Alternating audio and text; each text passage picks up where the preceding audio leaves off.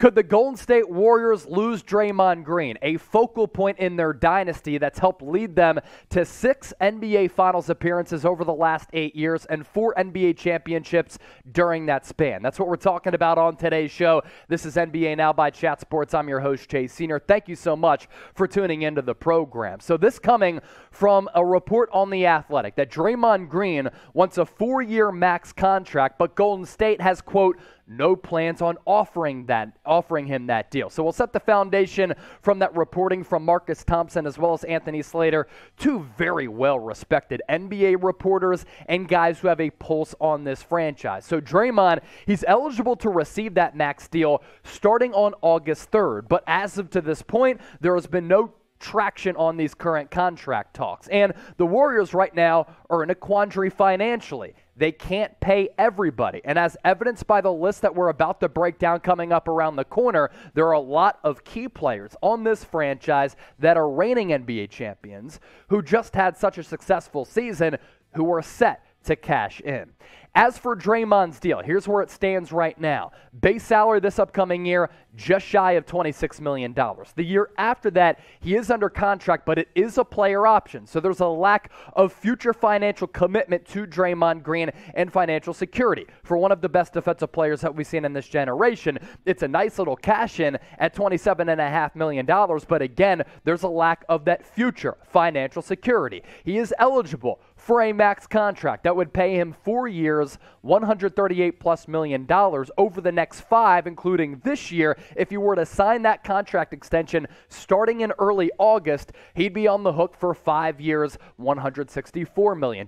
I've never been good at math, but I wanted to relay all of the financial figures to you. More from The Athletic on Draymond and Golden State being a part in these contract negotiations. All indications are that the Warriors have no plans to offer Green a max extension, and there isn't any current traction on any type of extension right now. The typical pattern of this Golden State front office is to extend with 1 year remaining. Even Steph Curry waited until 1 year remained before signing his max extension last offseason. Green has 2 years remaining on the max deal that he signed back in 2019. While he could opt out a year earlier, the Warriors' current preference is to talk extension with Green next summer and not this summer when he is once again contract eligible. We're only getting started on today's show. So much juicy stuff to get to. You don't want to miss any of it. But first, I want to hear from you. Put your GM hat on. What should Bob Myers do leading basketball operations for the reigning champions?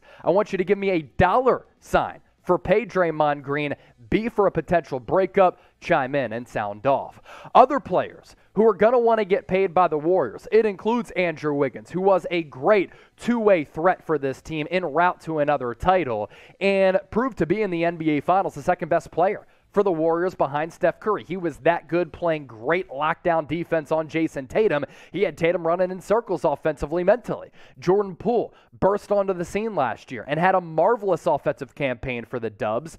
And when Steph Curry was out, whether it be on the bench in the playoffs or throughout the regular season, Poole looked to be one of the best young ascending bucket getters in the NBA. And then there's Klay Thompson. Like Draymond Green, he's been a part of this core that's led the Warriors franchise on an unbelievable run that has spanned over the last decade. Somebody asked me inside the Chat Sports studios earlier, is this Warriors run a dynasty?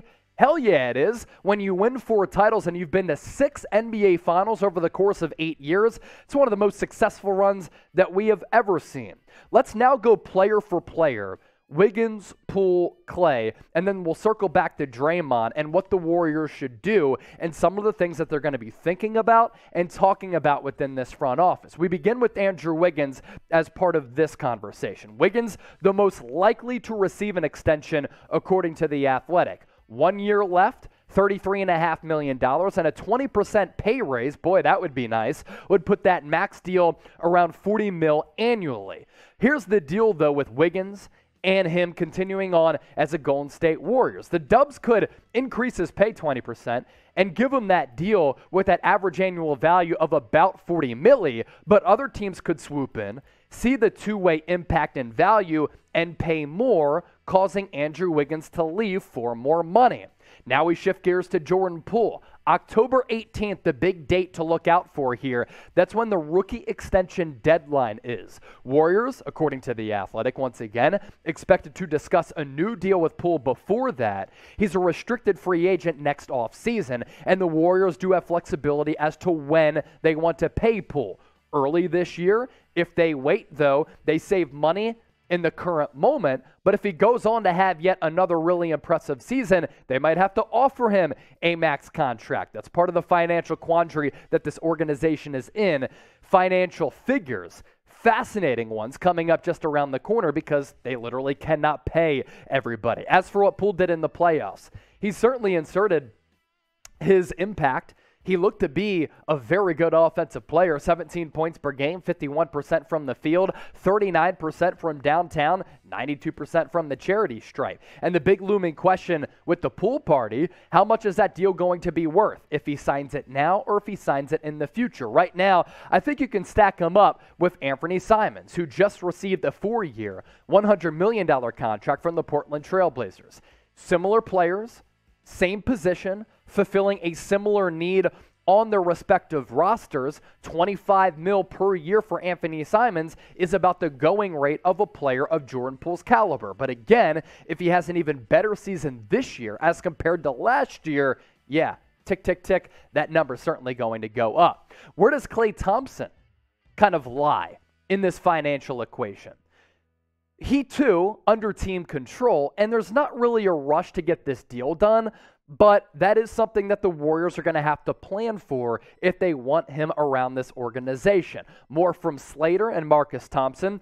2 years, $83.8 million guaranteed on the Klay Thompson contract. He is the least likely to get an extension this offseason. Also probably the most content with that. There is no word of Thompson clamoring for a contract extension, unlike some of the other players that we've talked about on this list today. He's committed to taking advantage of his first healthy offseason since the summer of 2018 and getting even better and closer to the player that he was before consecutive season-ending injuries. We're going to get to that Draymond Green aspect of this and his value to this organization, and we're going to pose the question of whether or not to pay him. But first, if you had to pay one among this quadsome, who would you pay? DG for Draymond Green, AW for Andrew Wiggins, KT for Klay Thompson, JP for Jordan Poole. Fascinated to see where you're at on that question.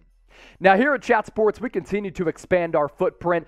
We continue to grow to the platforms that you use. That includes Rumble. And on Rumble, as you can see by the numbers to my right, we've been able to grow these platforms in a really respectable and fast way. Warriors today leading the charge with almost 4,000 followers. NBA Now right behind them at 3,400. And the Lakers Report at nearly 2,800 followers. Give us a follow today on NBA Now, Warriors Today, as well as the Lakers Report, and support us there on Rumble as we continue to expand here at Chat Sports.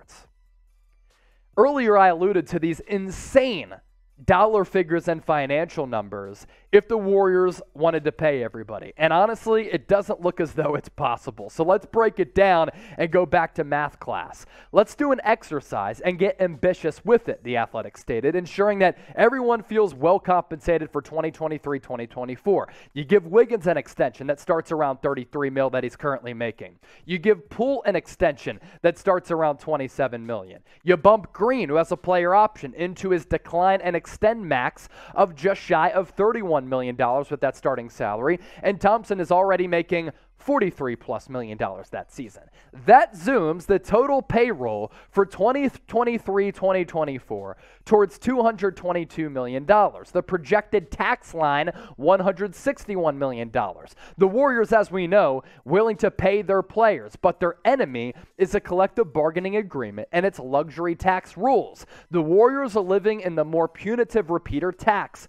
Crunch the numbers, and you're talking about a total bill, salary plus tax, of around $564 million. That is half a bill for those of you keeping score at home. And look, $564 million in any business, in any industry, is astronomical. And yes, the Warriors are one of the most valuable franchises in the world. If Joe Lacob were to sell Golden State today, they would go for a few $1 billion at the very least, considering the previous success that they've had. and the future value that they have, and the fact that this roster is stocked. It's loaded for the present and the future, but my goodness, holy cow, that's a lot of money. And at some point, you have to make a tough business decision as to who you have to cut from the payroll, who you have to extend, who you have to move on from, because this is a business at the end of the day, and winning is what matters. And if you sign a player to a prohibitive contract, they will keep you from winning. So this is where the conversation kind of takes a turn. Is Draymond Green the player that you move on from? There are plenty of pluses with Draymond, and that's been the case since he was stolen in the second round of the NBA draft by the Warriors. There are also negatives, which we'll get to. The pluses first. He's one of the best defenders that we've ever seen. He is critical to the culture and the toughness and the championship pedigree of this Warriors organization. His particular role has been unique. It has been paramount.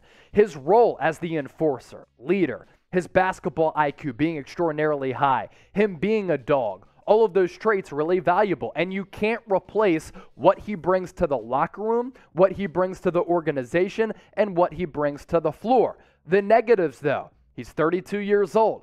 He's not getting any younger. He's a declining offensive player. At times, he is an offensive liability. Early in the NBA Finals, we were talking about Steve Kerr maybe making a decision if he had to bench Draymond Green. And at one point, coming down the stretch run in one of those finals games, he had to swallow the pill, swallow his pride, and he had to bench Draymond because he was that bad. And how does he continue to age on a max deal? And if you were to sign him to a max contract, and if he were to get injured, not age well, that would be prohibitive for what the Warriors want to do moving forward.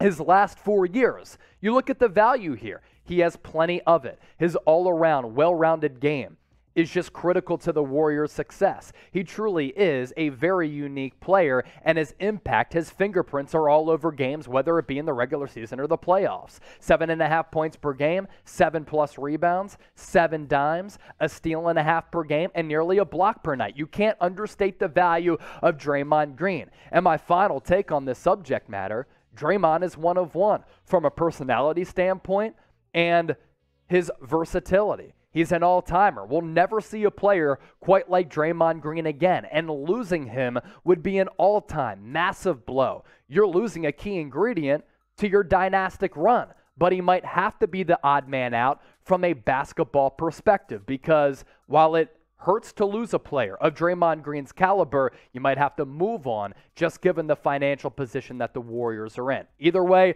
won't be an easy decision. But with that, I ask you this. If you were to grade Draymond's value as a player, how would you grade him right now from 1 to 100? 100? Obviously, that's really positive. 1? Really, really negative. Let me know right now in the comment section, and thanks for watching today's show.